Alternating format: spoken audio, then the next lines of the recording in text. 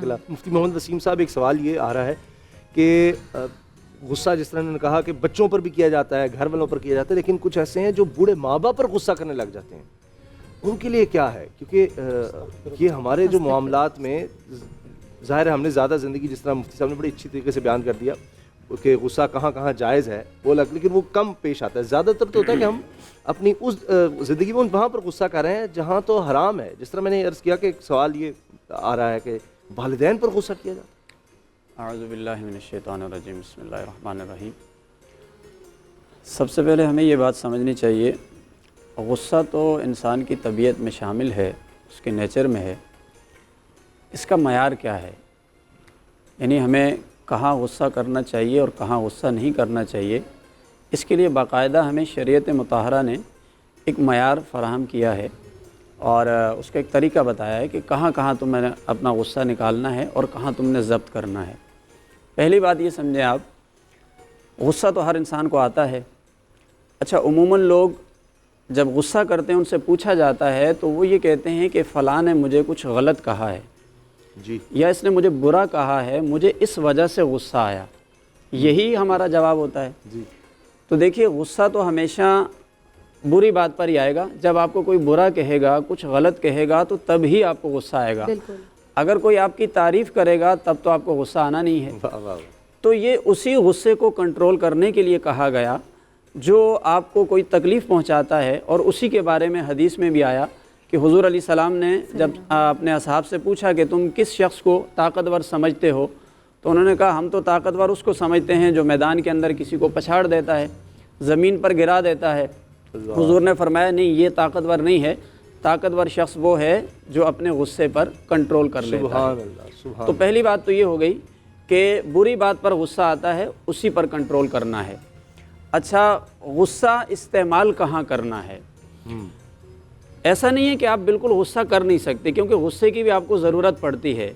کہیں آپ کو ادب سکھانے کے لیے بھی غصہ آتا ہے اور آنا چاہیے، کہیں تربیت کے لیے بھی غصے کی ضرورت پڑ جاتی ہے، اور کہیں ایسا ہوتا ہے کہ کوئی خلاف شرع معاملہ چل رہا ہے تو آپ کے کنٹرول میں ہے، دسترس میں، وہاں بھی آپ کو غصہ کرنا ہے۔ اگر ہم اس کو سیرت مصطفیٰ صلی اللہ علیہ وسلم سے دیکھیں تو حضرت عائشہ صدیقہ رضی اللہ تعالی عنہا روایت فرماتی ہیں کہ حضور علیہ السلام اپنی ذات کے لیے تو غصہ نہیں کرتے تھے، یہ ہے وہ معیار۔ سبحان اللہ۔ انتقام لینے کے لیے، بدلہ لینے کے لیے، اپنی ذات کے لیے کسی سے غصہ نہیں کرتے تھے، معاف کرتے تھے۔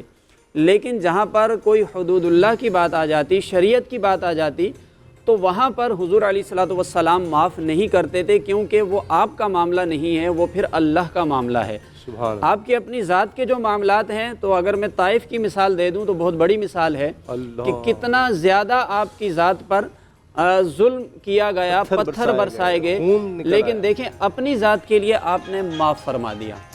لیکن کہیں حدود اللہ کی بات ہوئی، جس طرح ایک عورت کا واقعہ کہ اس کو چوری کی سزا کے اوپر ہاتھ کاٹنے کا کہا گیا، اسی طرح زنا کی سزا پر رجم کرنے کا کہا گیا، کہیں سفارش بھی حضور کی بارگاہ میں آئی، لیکن حضور علیہ السلام نے وہاں پر سفارش کو قبول نہیں فرمایا۔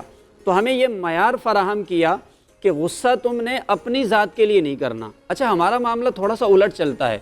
ہم کیا کرتے ہیں، ہماری اولاد ہے، اگر وہ شریعت کے خلاف کام کر رہے ہیں نا تو اس میں ہمیں اتنا غصہ نہیں آتا، جبکہ ہمیں یہ کہا گیا کہ غصہ ہمیں وہاں کرنا ہے۔ اچھا، اگر کوئی ہماری مرضی کے خلاف بات ہو جائے تو وہاں ہمیں بھرپور غصہ آتا ہے اور ہم خوب انتقام لینے کے لیے میدان عمل میں اتر جاتے ہیں، تو ہم بالکل الٹ چل رہے ہیں۔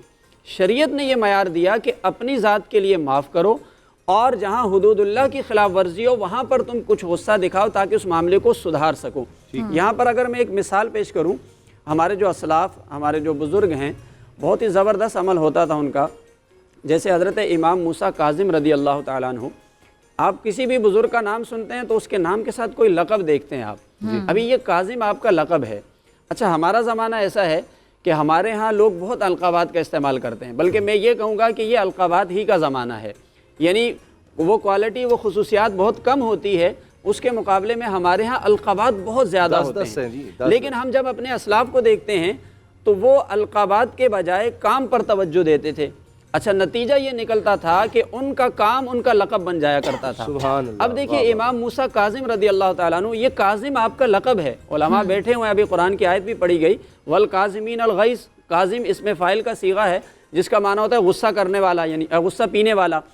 آپ کا لقب، آپ کا یعنی آپ اتنا غصہ پیتے تھے، آپ اتنا درگزر کرتے تھے، آپ اتنا معاف کرتے تھے کہ آپ کا وہ کام، آپ کی پہچان، آپ کا تعارف بن گیا، سبحان اللہ، آپ کا وہ لقب بن گیا۔ اب جب بھی آپ کا نام لیا جاتا ہے آپ کو امام موسیٰ کاظم کہا جاتا ہے۔ اس طرح اور بھی بہت سے بزرگ ملیں گے آپ کو کہ ہر ایک کے نام کے ساتھ کوئی مخصوص لقب نظر آئے گا۔ وہ لقب انہوں نے خود نہیں پسند کیا، خود نہیں اختیار کیا، بلکہ انہوں نے اتنے تسلسل سے دین اسلام کی اس صفت کو اپنا لیا کہ وہ اس سے ہی معروف ہو گئے۔ لوگ انہیں پہچانتے تھے، ان کا ذکر کرتے، ان کا نام لیتے تو اسی نام سے جو ہے وہ معروف ہو گئے۔ اب آپ کو بھی کاظم اسی وجہ سے کہا جاتا ہے، بلکہ یہ کہا جاتا ہے کہ جب بھی آپ کی کوئی مخالفت کرتا، آپ کو پتہ چل جاتا کہ کسی شخص نے مجھے برا کہا ہے، تو آپ کیا کرتے تھے کہ پہلے اس کے لیے تحفہ بھیج دیتے تھے۔ اب آپ کو پتہ چل گیا برا کہا، جب ہمیں پتہ چلتا ہے کسی نے برا کہا تو ہم تو انتقام کی آگ میں جلنا شروع ہو جاتے ہیں۔ جب آپ کو پتہ چلتا تو آپ پہلے اس کے لیے تحفہ بھیجتے، پھر اس کے بعد آپ اس سے ملنے کے لیے چلے جاتے، یعنی وسیع ظرف آپ انتہا دیکھیں اس کی۔ تو اس لیے ہمیں سیکھنا اپنے بزرگوں سے چاہیے کہ بھائی کس طرح عمل کرتے تھے۔ ایک حدیث پاک کے اندر آتا ہے جس طرح غصہ کنٹرول کرنے کا کچھ عمل بھی ہمارے پاس ہونا چاہیے۔ احادیث کی روشنی میں حضرت معاذ بن جبل رضی اللہ تعالیٰ عنہ روایت فرماتے ہیں کہ حضور علیہ السلام نے دیکھا کہ دو شخص لڑ رہے ہیں اور ایک شخص ایسا ہے کہ وہ غصے سے بس جو ہے نا وہ بفرا جا رہا ہے۔ تو حضور علیہ السلام نے حضرت معاذ بن جبل سے فرمایا کہ میں ایک ایسا کلمہ جانتا ہوں، اگر یہ شخص وہ کلمہ پڑھ لے تو اس کا غصہ کنٹرول ہو جائے گا۔ تو انہوں نے عرض کی اللہ کے رسول ارشاد فرمائیے۔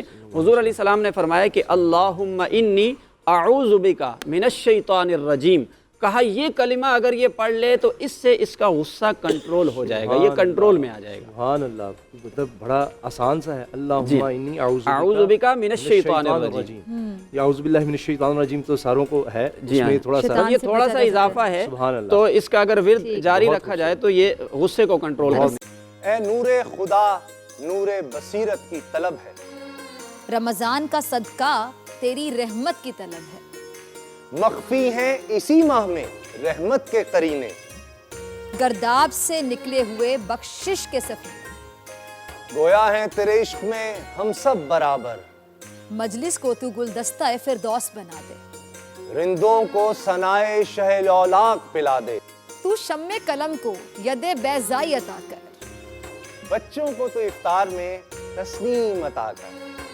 رمضان مبارک کی خصوصی نشریات رمضان میں بول، صرف بول انٹرٹینمنٹ پر۔ رمضان میں بول